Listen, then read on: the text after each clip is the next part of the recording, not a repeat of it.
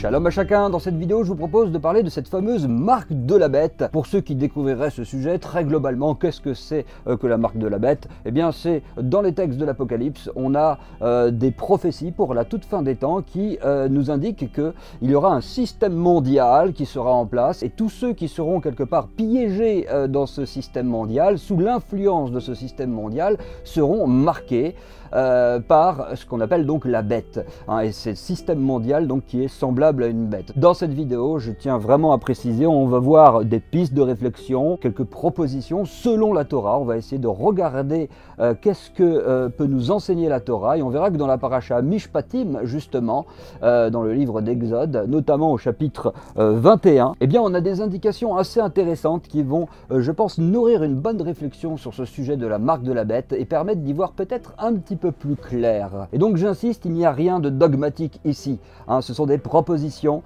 pour réfléchir ensemble sur cette fameuse marque de la bête, puisque on le sait, personne ne l'ignore, ce fameux système de la bête tel qu'il est décrit dans le livre de l'Apocalypse, un système dans lequel plus personne ne pourra ni acheter ni vendre sans être justement marqué par ce système, sans avoir reçu la marque de la bête. Eh bien personne ne l'ignore, on est de plus en plus en train donc de s'approcher de ces textes-là. On peut même presque dire que le système de la bête est déjà en place. C'est vrai qu'il y a plus de 2000 ans, ça paraissait complètement invraisemblable de parler qu'un jour il y aurait un système mondial en place et tout le monde sera piégé dedans au point de ne plus pouvoir ni acheter ni vendre sans avoir une certaine marque. Eh bien, il y a 2000 ans, ça paraissait fou. Aujourd'hui, on commence à le voir sous nos yeux. Quand on parle de nouvel ordre mondial, de système mondialiste, de la mondialisation, etc., on voit bien que la bête, elle est là. C'est pas très difficile de l'observer, de voir que ce système est déjà là. Et donc c'est vrai que c'est très intéressant et très important de méditer sur cette prophétie qui apparaît dans le livre de l'Apocalypse, de regarder qu'est-ce que disent les textes et d'essayer de voir ensemble un petit peu à quoi peut ressembler cette marque, quels sont les profils qui peuvent être marqués. Et je pense que cette paracha nous donne des pistes vraiment précieuses pour mieux appréhender ce sujet. Et donc j'insiste, il n'y a rien de dogmatique, le sujet est totalement ouvert, je suis personnellement fermé à aucune proposition, aucune thèse, théorie, du moment que ça s'enracine dans l'écriture, que c'est fidèle à la Torah, fidèle au texte des évangiles. Il existe énormément donc d'hypothèses, il y a eu un nombre impressionnant de propositions à ce sujet qui essayent d'identifier quelle peut être la marque de la bête, comment elle va venir, etc. On sait que la marque de la bête, elle est aussi associé à ce fameux chiffre très connu, le 666. Ce sujet de la marque de la bête et du 666, qu'on ne s'y trompe pas. C'est beaucoup plus fin et subtil qu'on peut l'imaginer. Et donc, il faut vraiment, je pense, aller avec une attitude vraiment bienveillante, une attitude de prudence, une approche raisonnable des choses qui ouvre le débat, qui permet un dialogue, qui permet une discussion. On est ensemble en train de chercher la vérité. Le 666, par exemple, on peut le voir partout. Il y en a qui le disent toujours, et peut-être qu'il y a une part de vérité dedans, mais comme toujours, prudence. Il y en a qui ont dit que c'était dans le code barre, il y en a qui ont fait allusion à la carte bleue, d'autres qui vont parler du smartphone, d'autres qui vont nous dire que non, attention, c'est les puces sous-cutanées qui commencent à se répandre quand on commence à pucer les gens, etc. D'autres qui vont dire, eh bien non, sachez que maintenant on sait où est la marque de la bête, c'est les vaccins de cette fameuse crise sanitaire 2020-2021. On sait qu'il y a toute une catégorie de croyants qui vont affirmer justement de manière ferme, presque dogmatique, que le vaccin c'est la marque de la bête, ça y est, c'est identifié, c'est connu. Ils vont dire, voilà, ils nous injectent des choses avec ce vaccin, on va être marqué, il va y avoir des modifications dans notre organisme, etc. Toutes sortes de sujets très compliqués. On voit bien qu'il y a des experts qui vont avertir et d'autres qui vont réfuter complètement ceux qui avertissent. Donc impossible, comme je le dis souvent, pour le non-expert, impossible d'avoir un avis tranché, un avis dogmatique sur tous ces sujets-là, puisque les experts spécialistes de leur domaine eux-mêmes sont pas d'accord. Alors comment nous, qui sommes complètement non-experts, on peut venir avec des certitudes dans ces domaines-là? Ça ça paraît très improbable. Alors on peut bien sûr proposer, on peut discuter, mais il faut toujours, je pense, avoir cette précaution de dire attention, ce n'est que mon avis, il en existe plein d'autres, faites vous-même vos recherches, chacun doit être responsable pour lui-même sur ces sujets complexes et avoir une conviction. Et il est vraiment très dommage, hein, comme ça s'est vu de nombreuses fois dans le passé, dans toute l'histoire, que dès qu'il y a des temps de crise, eh bien, même parmi les croyants, il y en a qui vont commencer à se dénigrer les uns les autres parce qu'ils vont voir la marque de la bête, parce qu'ils vont voir le 666 selon leur interprétation, et ils vont commencer à se faire la guerre. Et ça, c'est très dommage, et en vérité, ils participent véritablement à alimenter le système de la bête avec ce type de comportement. Et on va voir que cette marque de la bête n'est pas du tout forcément physique, elle peut l'être, mais elle est avant tout spirituelle. On va le démontrer avec nos textes, et comme le disent les maîtres d'Israël, finalement, plus on grandit dans l'étude de la Torah, plus on grandit dans la connaissance de la Torah, plus on se rend compte qu'on ne sait rien, et plus on est prudent, plus on fait attention à ce qu'on dit, et plus on s'éloigne de toutes les pensées dogmatiques dans le mauvais sens du terme.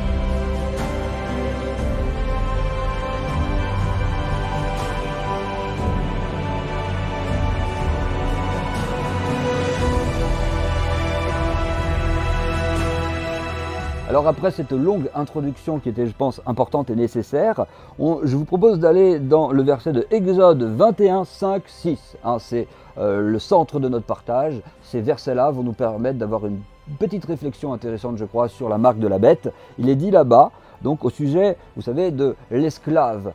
L'esclave qui dit « J'aime mon maître, ma femme et mes enfants, je ne veux pas être affranchi ». Il avait la possibilité, cet esclave, d'être affranchi au bout de 6 ans. Alors, petite précision, le terme esclave ici renvoie à quelque chose de péjoratif, mais dans l'écriture, le terme hébreu esclave est peut-être mieux traduit par serviteur. Le système de la Torah enseigne quelque chose de merveilleux qu'on aura l'occasion de voir dans d'autres études. Quelqu'un qui avait commis par exemple des vols, certaines infractions de ce type et qui était dans l'incapacité donc de rembourser son larcin, de payer ses dettes, de rembourser suite à son vol, eh bien il était, au lieu d'être incarcéré, d'être mis en prison, eh bien il était vendu comme serviteur à un maître. Et il y a toutes sortes d'enseignements merveilleux qui nous montrent la bonté de Dieu à ce sujet.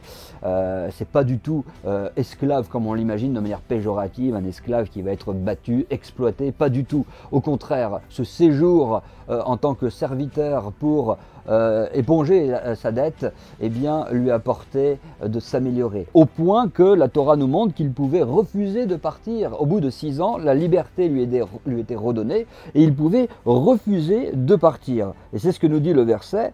Il dit, si donc au terme de son service, au terme de ses années d'esclavage, ou plutôt de ses années en tant que serviteur, s'il décide de rester, il peut très bien dire j'aime mon maître, ma femme et mes enfants, je ne veux pas être affranchi.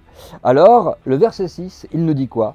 Il nous dit « Alors son maître le conduira devant Dieu et le fera approcher de la porte ou du poteau, et son maître lui percera l'oreille avec un poinçon. » Martsea en hébreu, on va analyser ce mot après.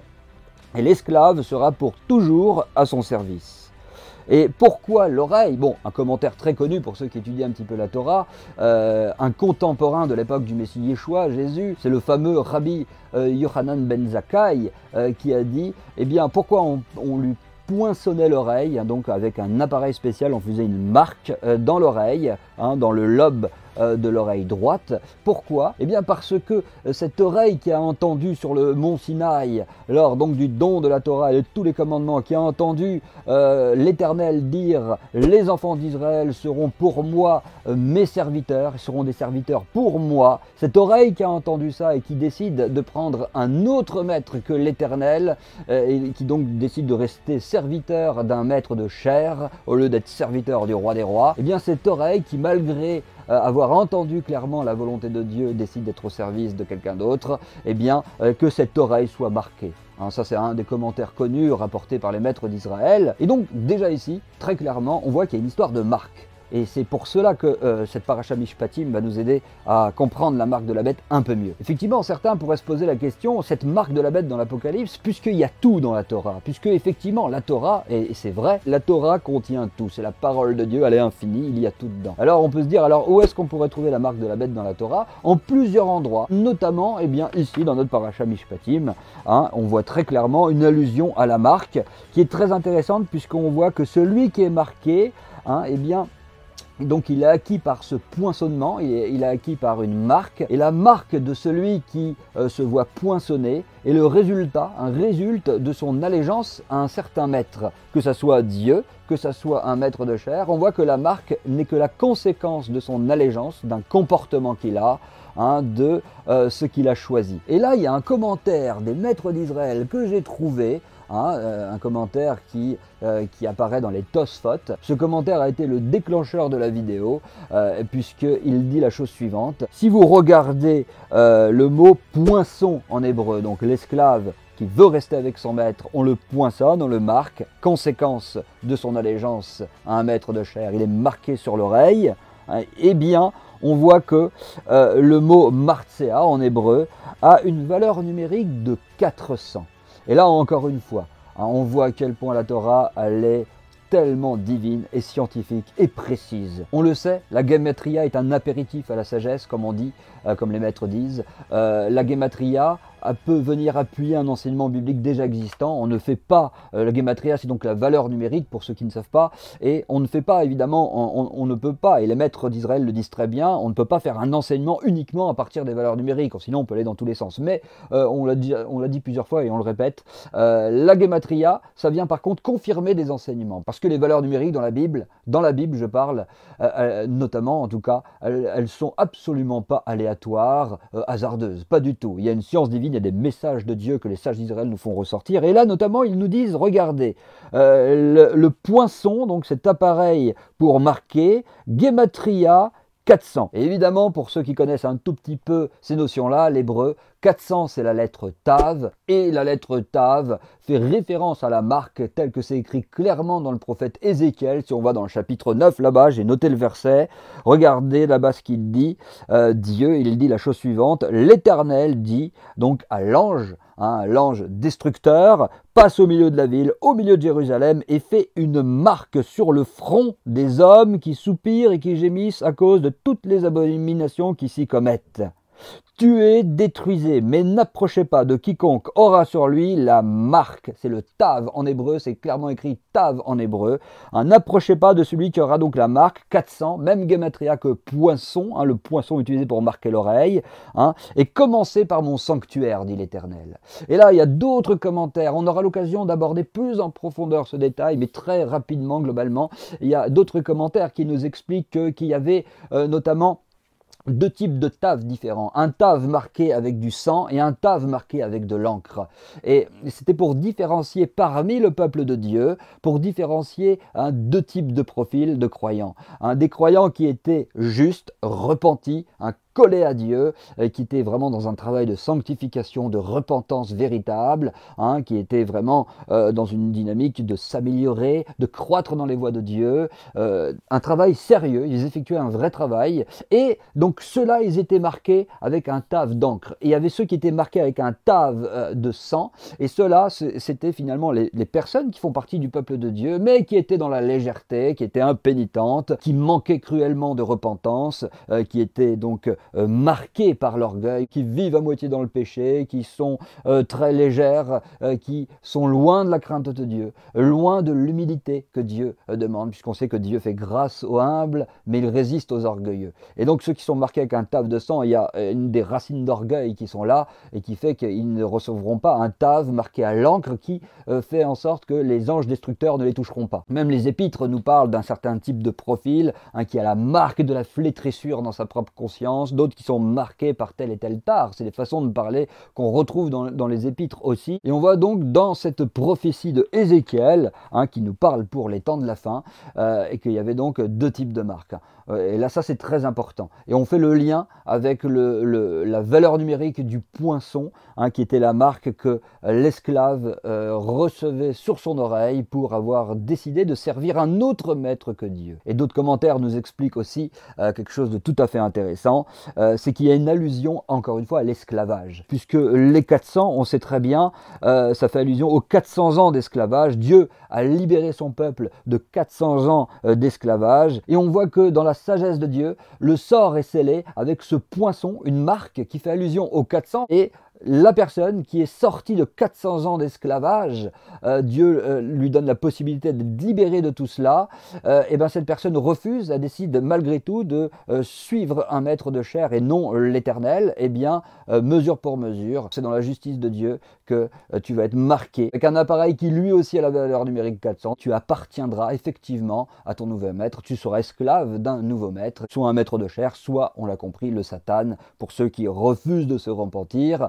Et c'est ceux-là, justement, qui sont des candidats véritables à la marque de la bête, qui est avant tout spirituelle avant d'être physique. Peut-être qu'elle sera physique, on ne le sait pas, mais elle est avant tout spirituelle. Et on voit très bien que dans l'Apocalypse, par exemple, les serviteurs de Dieu reçoivent effectivement une marque qui est spirituelle. Apocalypse 7.3, par exemple, un peu dans le même esprit que Ézéchiel, on voit là-bas « Ne faites pas de mal à la terre, à la mer, ni aux arbres, etc., jusqu'à ce que nous ayons marqué du sceau le front des serviteurs de notre Dieu ». Il y a ici une marque spirituelle, et on verra dans d'autres études à quoi fait référence le front, la main droite, puisque le texte de l'Apocalypse nous parle de cela.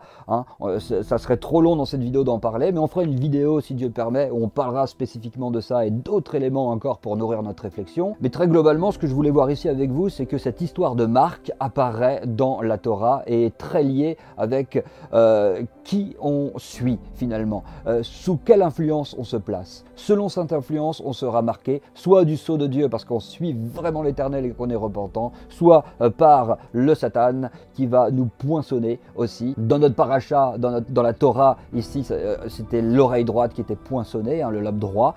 Dans les textes de la fin des temps, on nous parle du front, on nous parle de la main droite. Peut-être que ça sera physique, c'est pas certain. En tout cas, la Torah nous parle de la marque. L'endroit, il peut varier selon les contextes et les époques, mais on voit que la marque est donc liée à une allégeance.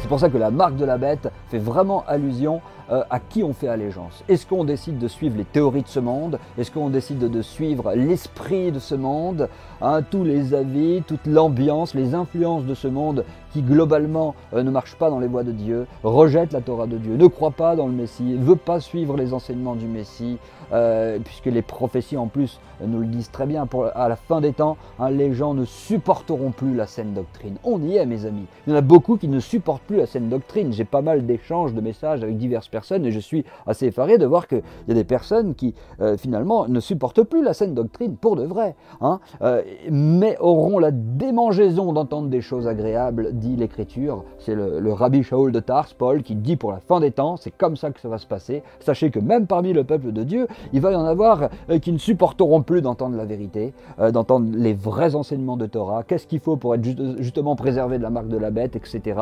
Hein, ils vont se donner une foule de docteurs selon leurs propres désirs. C'est exactement ce qui se passe aujourd'hui. On voit qu'il y en a qui ont la démangeaison d'entendre des choses agréables, hein, ils se tournent vers des fables, vers toutes sortes de vidéos, de théories qui sont complètement proches des fables finalement, et ils ne supportent plus la saine doctrine. Hein, ils se donnent une foule de docteurs, du moment que la saine doctrine n'est pas trop rappelée, du moment qu'ils ne sont pas trop gênés dans leur mode de vie, et on y est, on est vraiment dans ces temps-là.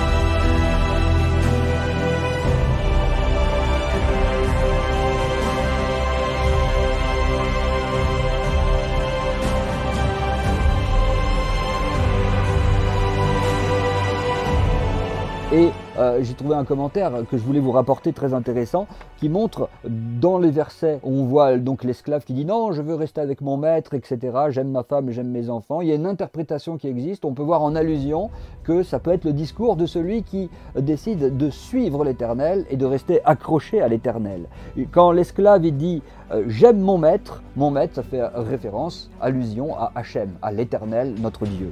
J'aime ma femme, ça fait référence aussi à la Torah, puisque la Torah, il y a des commentaires, il y a certains rabbinim qui nous expliquent que la Torah c'est comme une femme qu'on aime pour la vie jusqu'à la vieillesse. Effectivement, il existe beaucoup d'autres enseignements qui montrent que donc la femme peut être comparée à la Torah, c'est une comparaison qui est très bonne. Et donc quand il dit j'aime mon maître, ça veut dire j'aime Dieu, j'aime ma femme, c'est-à-dire j'aime la Torah, et mes enfants, c'est-à-dire les commandements et les bonnes actions, puisque quand on aime Dieu et qu'on aime sa Torah, automatiquement, cela va engendrer de bons fruits, et allusion aux enfants. J'aime mes enfants, ça va donc engendrer des commandements, la pratique des commandements, donc, et des bonnes actions, des bonnes œuvres, comme dit l'Écriture. Hein, et c'est cela, uniquement cela, qui va suivre l'homme après sa mort. Aucun des biens de ce monde, des plaisirs de ce monde ne le suivra. Rien du tout. Chacun est appelé à mourir, on le sait bien. Et comme dit les textes de l'Apocalypse et les maîtres d'Israël aussi, hein, après la mort, qu'est-ce qui nous suit? Qu'est-ce qui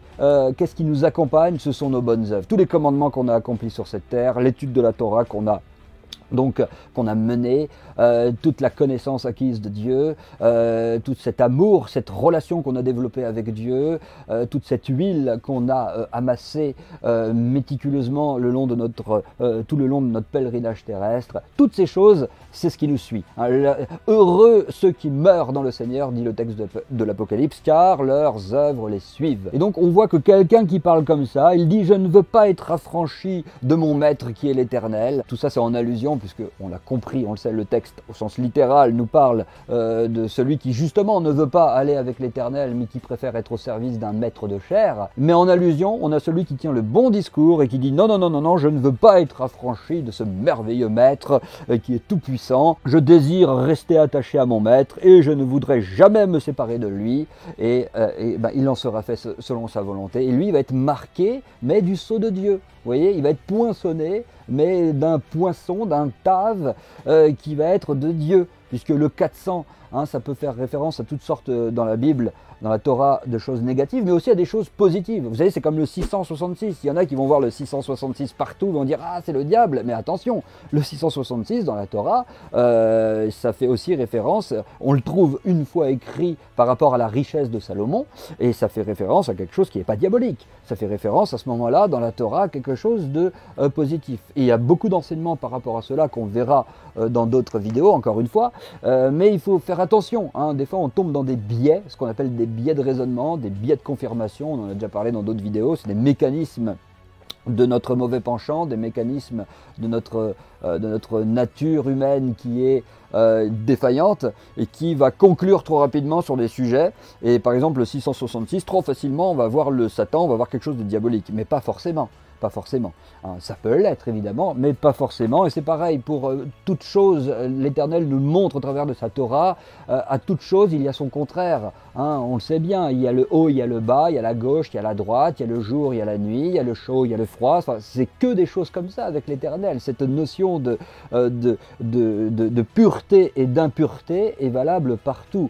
Hein, il peut y avoir une sagesse qui est bonne et il y a une mauvaise sagesse. Il y a un orgueil qui existe qui est bon, et cet orgueil, il est très clairement défini dans le prophète Jérémie. Dieu dit, le seul orgueil que vous pouvez avoir, c'est cette fierté intérieure de me connaître, d'avoir la grâce de me connaître, de ce que je me suis révélé à vous. Ça, c'est la chose dont vous pouvez vous glorifier. Que celui qui veut se glorifie de me connaître, d'avoir l'intelligence de me connaître, et de savoir que je suis l'Éternel qui rend la justice sur cette terre. Ça, vous pouvez vous glorifier, mais uniquement cela. Et puis, il y a l'orgueil impur aussi qui existe. L'orgueil impur, eh bien, lui, on va commencer à se glorifier de notre intelligence, on va se rassasier de nos propres voix, on va tomber dans ce qu'on appelle dans l'hérésie de la force de mon bras. On va croire que c'est nous-mêmes qui faisons les choses, c'est nous-mêmes qui avons une force indépendante de Dieu, on a notre intelligence, on est plus futé que les autres, etc. Tout ce genre de choses, c'est l'orgueil impur et qui consiste pour des sujets complètement secondaires à commencer à mal parler les uns des autres et à se dénigrer, à tomber dans toutes sortes de fautes. Et justement,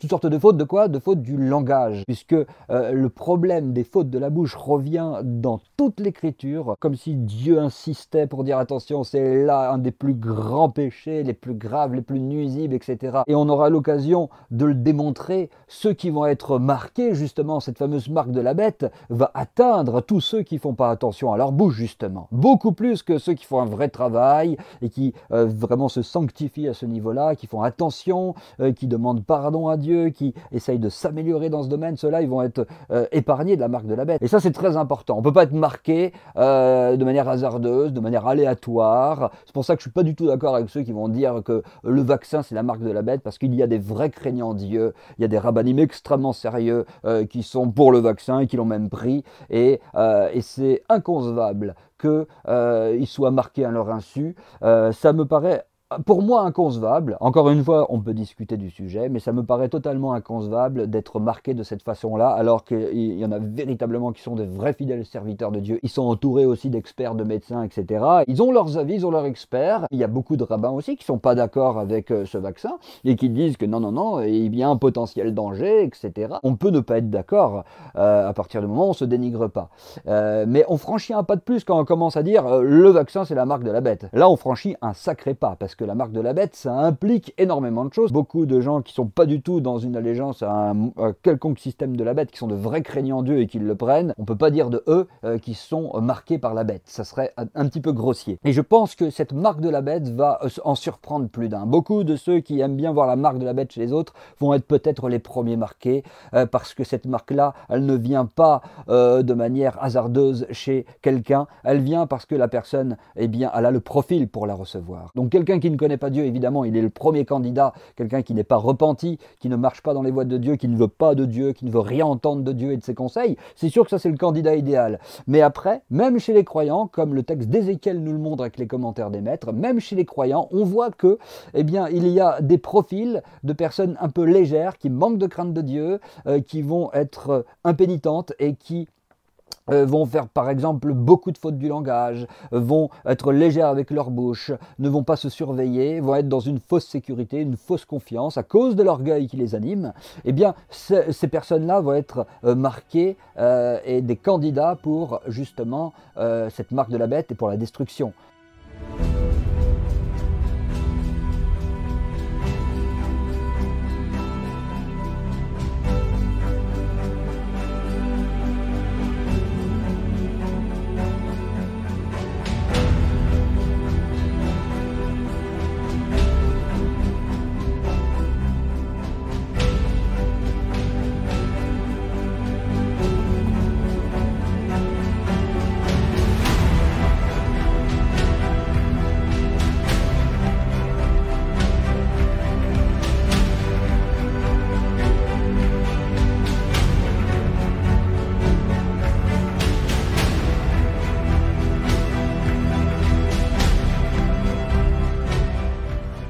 Et ça, il faut faire très attention, puisque finalement, ceux qui ne se repentent pas et qui ne gardent pas sérieusement, avec soin, nous dit l'Écriture, les commandements de Dieu, qui ne font pas un vrai travail à ce sujet, hein, c'est là qu'il y a des efforts à faire. Souvent, on parle de sortir de sa zone de confort, par exemple. On entend souvent cette expression, sortez de votre zone de confort, etc. Et bien justement, ça coûte de faire ce travail, le chemin resserré dont parle le Messie, ça coûte. C'est quelque chose qui nécessite qu'on sorte de notre zone de confort, justement, parce que suivre les voies de l'Éternel, se nourrir de sa parole, avoir des vrais temps de prière sérieux avec l'Éternel, et grandir et mettre en pratique au mieux ses commandements, etc., être attentif, fuir le mal, poursuivre le bien, etc., se surveiller au niveau des lois du langage, etc., ça coûte tout ça. Là, il y a un vrai travail, là c'est dur, et tout ça, c'est des bonnes actions qu'on pose lorsqu'on, chacun, du mieux qu'on peut, travaille dans cette direction. Et ceux qui ne font pas ce travail, ce sont donc eux les candidats à la marque de la bête, et c'est important de le préciser, la marque de la bête n'est pas forcément physique. Le sujet est ouvert à la discussion, bien sûr, mais jusqu'alors, je ne vois pas dans les Écritures quelque chose qui nous démontre que c'est obligatoirement physique. Mais la notion de marque, elle est là. La Torah nous enseigne qui reçoit la marque, quels sont les profils, et donc finalement, c'est nous-mêmes qui choisissons notre marque. Comme le serviteur de notre paracha, il décide de servir un maître de chair, c'est lui-même qui décide de ne pas se repentir, c'est lui-même qui décide, malgré qu'il a clairement entendu la parole de Dieu sur le mont Sinaï, il décide eh bien, de ne pas prendre Hachem pour maître, mais de prendre un maître de chair. Et c'est vrai que Paul nous le dit très bien pour ceux qui gardent les commandements de Dieu. En 2 Corinthiens 1,22 par exemple, Paul, le rabbi Shaoul de Tars, dit Dieu nous a aussi marqués d'un sceau. Et vraiment, il faut faire attention parce que en d'autres endroits, en Galates par exemple, il dit mais celui qui vous trouble emportera la peine. Il y en a qui troublent les gens et c'est vraiment l'esprit d'Amalek. Hein, parce qu'en hébreu, Amalek, ça fait référence au Safek, le doute. Il y en a qui, avec toutes sortes de théories, vont mettre le doute chez beaucoup de personnes, vont troubler. Et il y en a qui vont tomber dans des pièges, ils vont avoir des conclusions erronées, ils vont semer le trouble parmi le peuple de Dieu. Avec cette histoire de vaccin et de marque de la bête, par exemple, c'est un très bon exemple. Plusieurs sont troublés. J'ai vu des articles, j'ai reçu des messages par rapport à cela, où les gens sont troublés à cause de certaines voix qui disent que le vaccin c'est la marque de la bête. Et il y en a qui, par manque de connaissances, parce qu'ils n'ont pas très bien étudié le sujet, ils commencent à être troublés. Et Paul dit attention, celui qui vous trouble emportera la peine. Donc il faut faire très attention avec ces sujets. Ce n'est pas des sujets à prendre à la légère, ça implique des choses extrêmement graves. La marque de la bête dans l'Apocalypse, c'est terrible. C'est vraiment, on va l'étudier ce sujet parce qu'on n'a pas fini de faire le tour. Mais il faut faire, je pense, très attention à notre façon de parler sur ces sujets. Et surtout, quelque chose qui est extrêmement important, c'est qu'on ne doit pas perdre du tout espoir ni courage, parce que tant que nous sommes en vie, la teshuva, la repentance, fait sauter tous les esclavages, tous les poinçonnages de l'ennemi, il saute avec la teshuva. Comme j'aime bien dire, quelqu'un qui est vraiment repenti avec Dieu, qui est aimé de Dieu, connu de Dieu, qui se confie en Dieu, qui se réfugie dans la tour forte de l'Éternel régulièrement, quelqu'un comme cela, l'ennemi peut venir avec la machine à poinçonner, il peut venir avec une machine à marquer, l'ennemi, la bête elle-même vient avec sa machine à marquer, elle peut essayer de marquer le front, ça va disparaître instantanément. Évidemment, évidemment. Et des fois, c'est vrai qu'on a l'impression, dans ces temps de la fin, c'est pas qu'une impression, c'est une réalité, que beaucoup commencent à mettre en doute les promesses de Dieu. Parce qu'ils vont voir des croyants, des personnes apparemment croyantes, et qui étaient certainement des vrais croyants, qui vont être malades, qui vont mourir, ils vont commencer à dire, mais finalement, ils vont remettre en cause les promesses de Dieu, en disant, mais finalement, Dieu est-il au milieu de nous? C'est ce qu'il disait à la sortie d'Égypte, quand il voyait que l'eau était amère, par exemple, ou toutes sortes de passages où il y avait des épreuves que Dieu permettait, le peuple commençait à douter, Dieu est-il parmi nous, etc. Et aujourd'hui, ce Dieu est-il parmi nous, ça fait référence à quoi? À des croyants qui sont peut-être sincères, ils croient vraiment en Dieu, mais face à toutes les épreuves, ils commencent à douter des promesses de Dieu, en disant, mais non, regarde, Dieu ne protège pas tout le monde, il y a des croyants authentiques qui sont morts, mais qu'est-ce qu'on en connaît des plans de Dieu? Qu'est-ce qu'on sait? Oui, des croyants authentiques peuvent mourir et être malades, mais, mais selon les calculs de Dieu, il y a des explications derrière qui nous échappent complètement, et ça ne veut pas dire que Dieu ne les protège pas.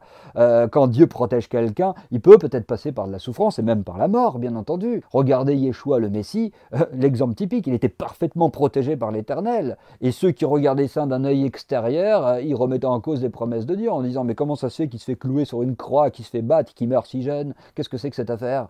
Mais en vérité, il y avait un plan, un calcul complexe de Dieu pour sauver l'humanité, une œuvre d'expiation incroyable qui avait lieu ici.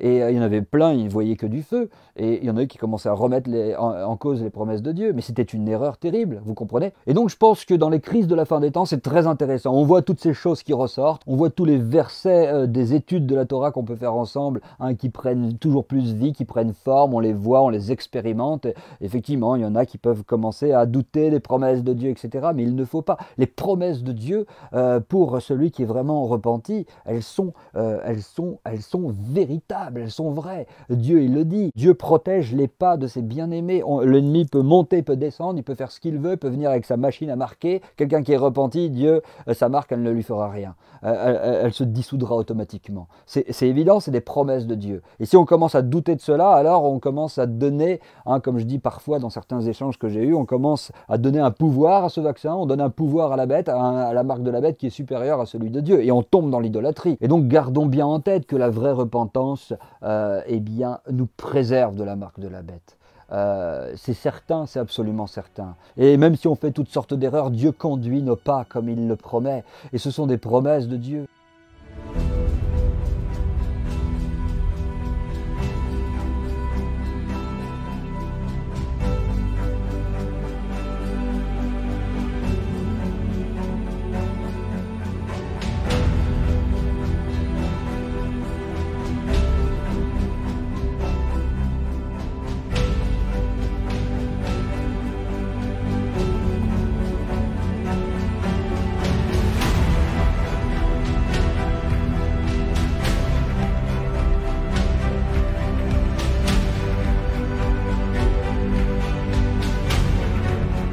Et n'oublions jamais que Amalek, l'esprit d'Amalek, lui, va essayer de saper cette confiance, de nous détourner vers toutes sortes de choses, de nous ébranler, de nous déstabiliser dans notre foi. Ça, c'est le travail d'Amalek, en essayant de nous mettre dans des pistes, de nous mettre le doute, de nous faire peur, de nous communiquer toutes sortes de choses anxiogènes qui vont nous faire paniquer, qui vont faire paniquer en tout cas ceux qui n'ont pas eu peut-être eh bien, cette chance d'étudier un peu plus en profondeur les textes, etc. Et on voit bien que toute l'écriture, elle est sévère avec cela. Elle dit attention, commencez pas à jeter le trouble parmi les enfants de Dieu. Il faut vraiment qu'on soit très prudent avec tous ces sujets. Et avec ce type d'études que je voulais voir avec vous, on voit bien que la Torah parle effectivement de cette marque finalement qu'il y a dans l'Apocalypse. Et on a des indications très intéressantes ici qu'on a vues ensemble qui nous montrent que eh bien, selon les choix d'un individu, eh bien, il aura soit la marque de Dieu, soit la marque de la bête, du Satan, tout simplement. Et cette marque est avant tout spirituelle. Et s'il y a une marque physique, c'est parce qu'il y a déjà la marque spirituelle, et la personne après, elle sera peut-être marquée physiquement. Et avec l'aide de Dieu, on aura l'occasion, je l'espère, de creuser tous ces sujets passionnants avec la Torah des maîtres, avec l'enseignement des sages d'Israël, des épîtres, des évangiles, etc. Ça va être absolument passionnant, soit par des articles, soit par des vidéos sur YouTube ou ailleurs, on verra. En tout cas, j'espère que ce petit partage vous a apporté, vous a éclairé par rapport à cette histoire de marque de la bête. Ici, on n'a fait que effleurer ce thème de la marque de la bête par rapport à la Torah. J'espère qu'on pourra donc étudier ensemble divers textes des maîtres d'Israël, de la Torah, du Tanakh, des prophètes, des évangiles, des épîtres, et voir un petit peu plus en profondeur qu'est-ce qu'on peut encore dire sur cette prophétie, et qu'on puisse vraiment s'aventurer dans tous ces sujets avec beaucoup de paix et de joie dans le cœur, et surtout avec beaucoup de précaution, beaucoup de vigilance, avec beaucoup de prudence, sans dénigrer personne. Ne tombons pas dans ce piège qui est tellement classique, mais dans lequel eh ben, beaucoup malheureusement tombent, qui consiste donc à se faire la guerre, à commencer à faire des camps, des divisions. Ça, c'est l'ennemi aussi. Amalek aussi, il travaille à diviser, il travaille à faire toutes sortes de groupes, de camps, de sectes qui s'opposent, qui se dénigrent les unes les autres, etc. parce qu'ils ne sont pas d'accord, parce que finalement ils sont tombés dans les pièges d'un mauvais dogmatisme. Et donc ne tombons pas dans ces pièges, ayons beaucoup de quiétude dans l'âme. Si on travaille sérieusement, si on prie l'Éternel de tout notre cœur, si on fait ce travail régulier, journalier, d'étudier sa très sainte Torah et de le chercher de tout notre cœur, on est sous sa protection, et la bête et sa marque ne pourront rien faire. Ne laissons jamais personne nous faire croire le contraire et commencer à nous troubler inutilement. Il y a des promesses qui sont dans l'Écriture, et ces promesses, elles sont vraies, peu importe si on passe par des tribulations, etc.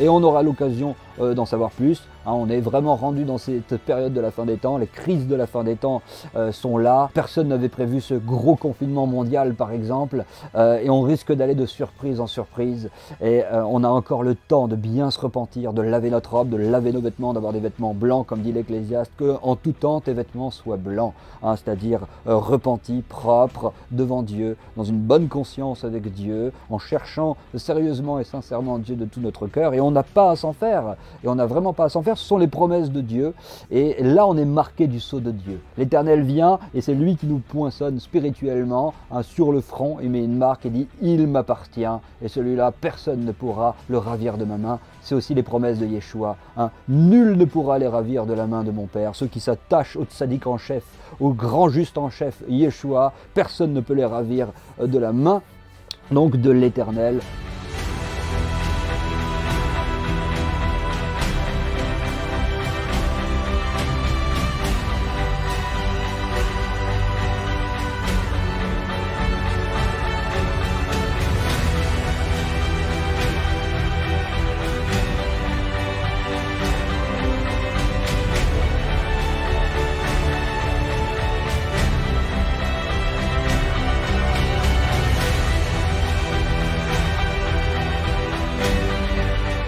Et ce sont des belles promesses et il faut qu'on s'y attache. Par contre, si on commence à être léger, là oui, là on peut commencer à se faire du souci. Notre légèreté va donner une possibilité à l'ennemi de venir nous poinçonner, de venir nous marquer. Là oui, si on commence à être léger, c'est pour ça qu'Yeshua, il dit très bien, si vous ne vous repentez pas, vous allez tous périr également. On l'a dit plusieurs fois et c'est très important de le redire. Yeshua, il résume tout. Il résume tout quelque part à la teshuva. Il dit s'il n'y a pas de teshuva, vous pouvez faire ce que vous voulez, vous pouvez détecter tout ce que vous voulez, découvrir tout ce que vous voulez, avoir toute la connaissance du monde, connaître tous les plans de l'ennemi par cœur. Si vous ne vous repentez pas, vous allez périr également. Yeshua est très très clair. Mais par contre, si vous êtes dans une teshuva, alors il y a la protection de Dieu. Le juste peut être atteint par le malheur, peut être atteint par des souffrances, mais disons qu'il va les vivre avec l'Éternel beaucoup mieux et qu'il va en être délivré quoi qu'il arrive, et protégé, et surtout pas marqué par l'ennemi puisqu'il est marqué déjà par l'Éternel. Que Dieu vous bénisse, je vous retrouve avec beaucoup de joie dans une prochaine vidéo, et comme d'habitude, si vous voulez aller plus loin dans les études, sous la vidéo, je mettrai, si j'y pense, toutes sortes de liens différents pour étudier la Torah ensemble. Je pense notamment à la plateforme Le Retour aux Racines, pour ceux qui veulent aller plus loin en étudiant en profondeur la Torah là-bas, notamment à travers de modules d'études vidéo comme par exemple les 54 diamants de la Torah, où chaque semaine, divers partages sont proposés pour creuser ensemble les Écritures, et ça fait beaucoup de bien. On est vraiment bénis sur cette plateforme, on travaille, on étudie ensemble toutes sortes de sujets. Ceux qui sont abonnés peuvent poser des questions, on y répond de diverses façons, etc. C'est très intéressant, c'est très bien, c'est très bon, très bénéfique, et donc sous la vidéo vous avez tous les liens si vous le désirez. Que l'Éternel vous bénisse beaucoup en Yeshua. Avec plaisir, je vous retrouve prochainement pour d'autres partages. Au revoir.